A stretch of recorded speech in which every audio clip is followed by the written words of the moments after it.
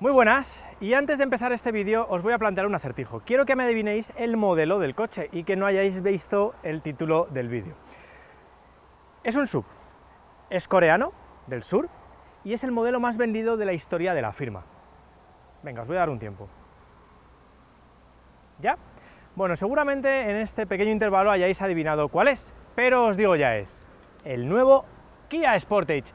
Sí, el bestseller de la firma surcoreana alcanza ahora mismo su quinta generación, envuelta en un éxito comercial a nivel mundial, ya que en sus 28 años de vida se han vendido 2,5 millones de unidades en todo el mundo, que se dice pronto. Pues bien, esta quinta entrega viene para aumentar todavía más ese éxito comercial, pero sobre todo para romper el segmento de los subcompactos, con lo que ya estáis viendo, principalmente con el diseño, pero es un argumento que acompaña también de calidad, tecnología y electrificación. Así que ya, sin más dilación, te digo que te suscribas al canal de Autocasión, que actives la campanita. ¿Para qué? Pues para recibir vídeos como el que vamos a comenzar ahora mismo con esta quinta generación del Kia Sportage híbrido.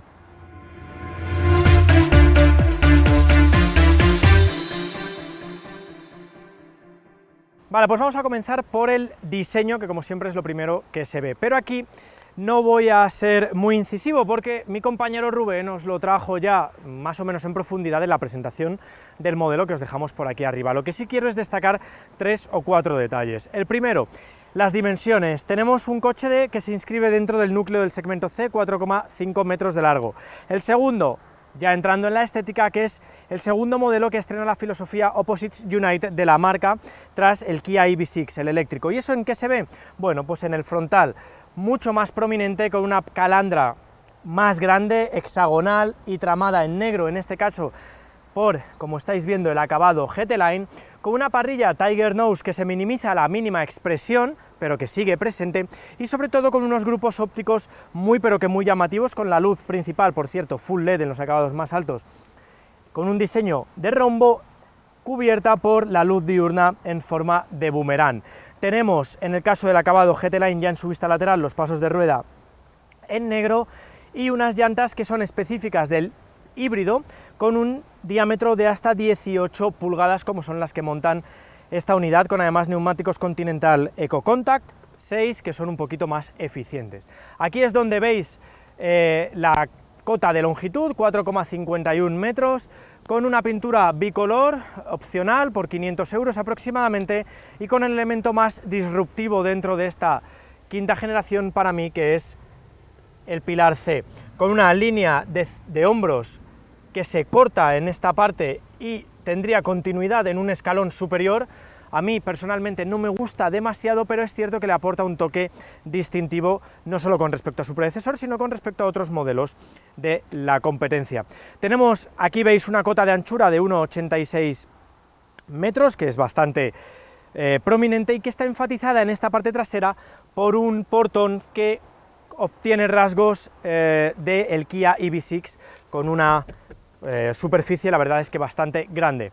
Tenemos ópticas LED que no están encendidas, pero que perdemos un detalle como es el de la tira catadióptica, y en este caso Kia, con esta nueva generación del Sportage, ha suprimido esa modernidad que hay ahora de unir esos pilotos traseros con una tira de LED. El anterior Sportage tenía esa tira catadióptica, era más o menos revolucionaria. A partir de ahí empezaron a venir las tiras de LED, pero en esta quinta generación la hemos omitido y hemos puesto una moldura en negro, molduras en negro que son propias, como estáis viendo, por todo el resto del vehículo, del acabado GT-Line. Tenemos un paragolpes específico, con un difusor un poquito más deportivo, y la salida de escape está oculta.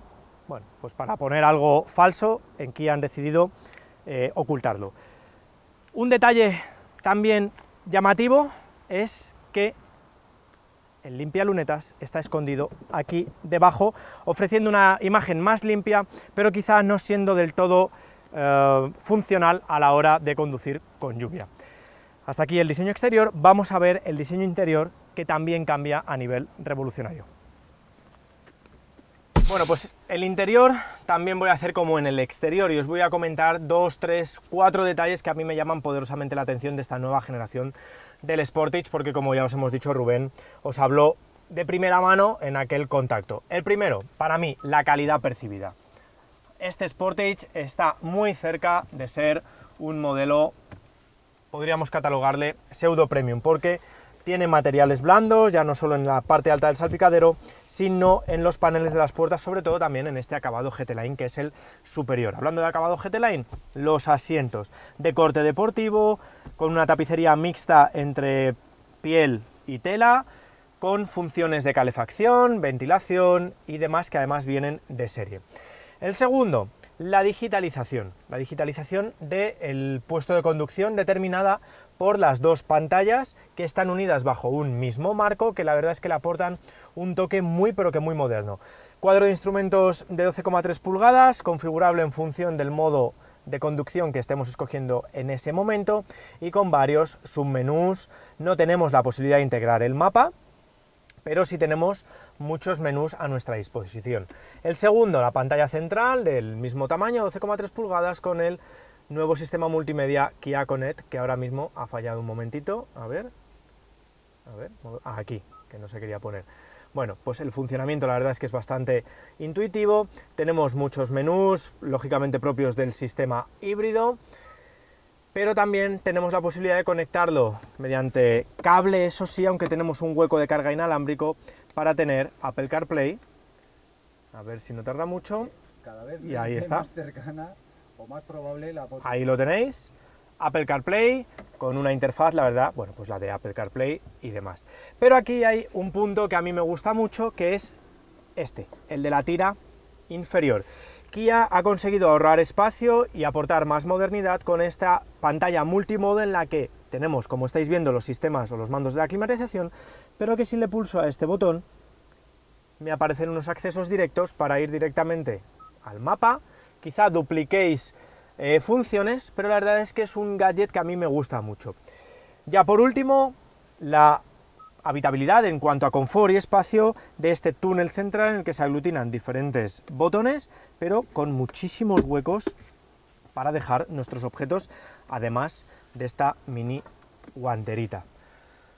4 detalles bien explicados que nos permiten enlazar además con las partes, con la zona trasera. Vamos a verlo. Enlazamos con la zona trasera, acceso propio de SUV, la verdad es que muy confortable, y tenemos una distancia entre ejes de 2,68 metros, es ligeramente superior a la del modelo precedente, y eso no redunda en un espacio para los ocupantes traseros muy bueno. No quiero liarme, voy a intentar ir por partes. Tapicería, bueno, la misma, con un confort de los asientos muy bueno. Tenemos asientos calefactables en este acabado GT-Line. Aquí veis el botón, cómo se enciende, con 2 niveles en lugar de 3. Y tenemos la posibilidad de reclinar los asientos en diferentes posiciones. No tenemos un desplazamiento longitudinal, pero bueno, con esto ya simplemente ganaremos un poquito más de espacio para la cabeza. Hablando de espacio, ya veis que para las rodillas tengo muchísimo hueco. Yo mido 1,79, como sabéis, y ya veis, pues 5, casi 7 dedos tendría de hueco para las rodillas. Para la cabeza también bastante bueno, y eso que montamos techo solar. Pero aquí hay un detalle que me gustaría destacar de Kia, y es que ha aplicado ciertas soluciones prácticas como aquella marca checa, es decir, Skoda, con soluciones como, por ejemplo, los USBs colocados en el propio asiento para no dificultar el acceso en el caso de que hubiese un tercer ocupante en esta zona trasera. Tenemos también unas perchas en la parte superior, producto del nuevo diseño de los asientos. Hablando de perchas, bueno, tenemos un enganchito aquí, quizá un poquito endeble, bolsas en los respaldos, un hueco en el túnel central y climatización también para los ocupantes traseros. Me voy a quitar el asiento calefactable, que se me está calentando el culo. Y luego tenemos 2 portabotellas. La verdad es que esta zona trasera para mí ha mejorado muchísimo, no solo en espacio, sino en soluciones prácticas, y me gusta mucho el hecho de haber colocado estos percheros para, bueno, una solución práctica.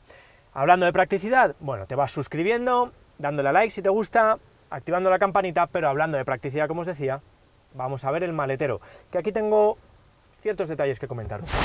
Vale, en cuanto al maletero, bueno, lo primero que os tengo que decir, que en el acabado GT-Line tenemos el acceso eléctrico con función manos libres. Y aquí las apreciaciones que os tenía que comentar es que cada Sportage dentro de la gama tiene una capacidad del maletero. Para no liaros, os tengo que decir que va desde los 526 del Sportage menos capaz, que es un diésel microhíbrido, hasta los 591 del Sportage más capaz, que es un gasolina sin microhibridar. Centrándonos en el híbrido, ¿cuánta capacidad tiene? Pues 587, que está, la verdad es que muy bien, le sitúa en los puestos de cabeza de su categoría, superado en este caso por poquitos modelos, uno de ellos su primo hermano, el Hyundai Tucson. Unas formas muy regulares, una boca, la verdad es que muy ancha, y aquí tenemos una doble compartimentación con muchos huecos debajo del fondo principal. Fondo, quizá, si lo queréis, lo podéis omitir y bajar un poquito el nivel de esta bandeja, pero bueno, ya veis que es bastante regular. Tenemos soluciones prácticas como son diferentes ganchos, una toma de 12 voltios y sobre todo la posibilidad de abatir los asientos traseros. Bueno, se ha quedado enganchado ahí. Os quito la bandeja. Se debería quedar un fondo plano, pero como se han quedado enganchados los cinturones, son cosas del directo, con la que llegará a una capacidad de 1776 litros, que la verdad es que también está muy, pero que muy bien. Por lo tanto, este híbrido dentro de la gama se sitúa como los más capaces de la gama Sportage. Entonces, ahora ya, mientras coloco, ya me liaré a colocar los asientos, vamos a conducir y ver qué aporta este Sportage híbrido en comparación con otras etiquetas eco dentro de esa gama Sportage y sobre todo comparado a lo mejor con otros modelos de la categoría. Ya te lo he dicho detrás, pero te vas suscribiendo, like, campanita, vamos a conducir. En marcha, este Sportage, lo primero que os voy a decir es que ofrece múltiples opciones de propulsión. Tiene una gama muy amplia de motorizaciones, desde gasolina única y exclusivamente hasta gasolina microhibridado, diésel microhibridado, que además se acaban de estrenar. Un diésel con la etiqueta eco va a ser muy raro verlo en el segmento, en su sector, más allá, eliminando lógicamente el Tucson, que es su primo hermano gemelo, y partiendo como tope de gama electrificado de la versión híbrida enchufable con la etiqueta cero. Pero si quieres una versión ultra eficiente tienes que irte directamente a este híbrido, que sí, también luce la etiqueta eco con respecto al microhíbrido, que sí, que te diré que es un poquito más caro al final del vídeo, pero es mucho más eficiente. ¿Por qué? Pues porque tiene 230 caballos de potencia conjunta, combinando el motor de gasolina 1.6 de 180 caballos con uno eléctrico de 44 kilovatios, 60 caballos, una caja de cambios automática de 6 relaciones y una batería no de 48 voltios, sino un poquito más capaz, de 1,5 kilovatios hora de capacidad. Que, pues, para que os hagáis una idea, la de 48 voltios está en el entorno de los 0,8, o sea, es el doble de batería. Y eso nos va a permitir tener una autonomía eléctrica superior, aunque no tenemos un modo de conducción eléctrico per se, no podemos forzarlo, sino que vamos a tener que ser nosotros los que con el acelerador, y siendo muy precisos, activemos o desactivemos ese motor eléctrico, que va a asistir mucho en las arrancadas, en las frenadas, y sobre todo va a acompañar cuando aceleremos. ¿Para qué? Para reducir rendimiento y reducir esfuerzo al motor de combustión, y de ahí que consigamos un valor de consumo bastante ajustado. De hecho, en conducción en ciclo mixto, nosotros de manera real hemos estado moviéndonos en el entorno de los 6,5 litros aproximadamente, que es un valor muy bueno para un motor de 230 caballos, para una versión de 230 caballos. Cuando te mueves por autopista vas a estar prácticamente moviéndote con el de 180, pero el eléctrico va a asistir muchas veces para reducir ese esfuerzo y contener el consumo. Pero sobre todo donde lo vas a notar es en ciudad, y el microhíbrido ahí no tiene prácticamente actuación. ¿Por qué? Pues porque el eléctrico va a hacer un mayor uso del motor, o sea, el motor eléctrico se va a dejar notar mucho más y vas a estar consiguiendo valores por debajo de los 6 litros, que está muy, pero que muy bien. Aprovechando que he afrontado una curva bastante cerrada, os tengo que decir que la plataforma N sobre la que se sostenía también el anterior Sportage ha evolucionado, es la tercera generación, es el N3, y eso nos permite tener un coche mucho más preciso, con una rigidez estructural y torsional mucho mejor, más ligero, y eso se deja notar en carreteras secundarias como la que estoy conduciendo ahora mismo, circulando ahora mismo, con una puesta a punto mejor, más estable, más aplomada, con una dirección mucho mejor calibrada, con una suspensión firme pero confortable, Y bueno, pues la verdad es que un conjunto general mucho mejor que el que tenía antes el Sportage, la verdad, todo dicho sea de paso.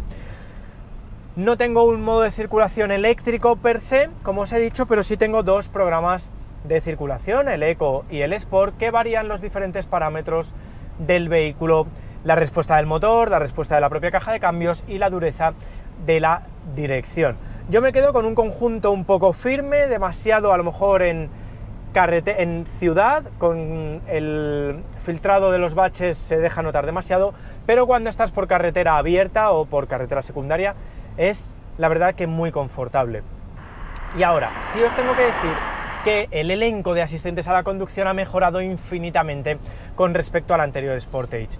Tenemos casi un nivel de conducción semiautónoma 2 con guiado activo del carril, el front assist, tenemos velocidad de crucero adaptativa con función stop and go, tenemos cámara de marcha atrás con asistente de tráfico cruzado trasero, bueno, pero me tengo que quedar, un elenco de asistentes amplísimo, pero me tengo que quedar con uno, con el detector de ángulo muerto con cámara lateral. Yo, si doy el intermitente izquierdo o el trasero, en el cuadro de instrumentos de 12,3 pulgadas va a aparecer un redondel que me va a permitir ver mejor ese ángulo muerto. Por lo tanto, tengo un Sportage mucho más tecnológico, como habéis visto en su línea interior, pero además es que en asistente de conducción tengo este gadget que no tiene ningún otro coche que no sea Kia y que, Hyundai, en el Santa Fe también lo monta, pero ningún vehículo del segmento C-Sub tiene este gadget que es súper llamativo. Y llegados a este punto os voy a comentar ya lo que cuesta y la justificación de precio con respecto al microhíbrido. Llegamos a la conclusión con esta quinta generación del Sportage en su versión híbrida. Y para finalizar, quiero llegar a esa conclusión que está determinada por la rentabilidad de la propia versión en comparación con otras versiones electrificadas. Para mí, optar por este híbrido completo, autorrecargable, sería la versión o la opción más eficiente, como hemos visto, gracias a ese consumo medio real bastante contenido, en torno a los 6 litros, que está muy bien. Si le aprietas un poquito más, pues 6,5 o 6,6. Pero entiendo también que está determinado por el presupuesto que tengáis. Los coches cada vez están más caros, lo sabemos, pero es que optar por este Kia Sportage híbrido supone un sobrecoste de 4.000 euros con respecto a los microhíbridos, tanto diésel como gasolina, que también tienen la misma etiqueta Eco. Si lo hacéis por etiqueta y no vais a moveros mucho por ciudad, os compensa el microhíbrido. Si os vais a mover mucho por ciudad, los 4.000 euros de más que cuesta este Sportage híbrido quizá estén bien justificados.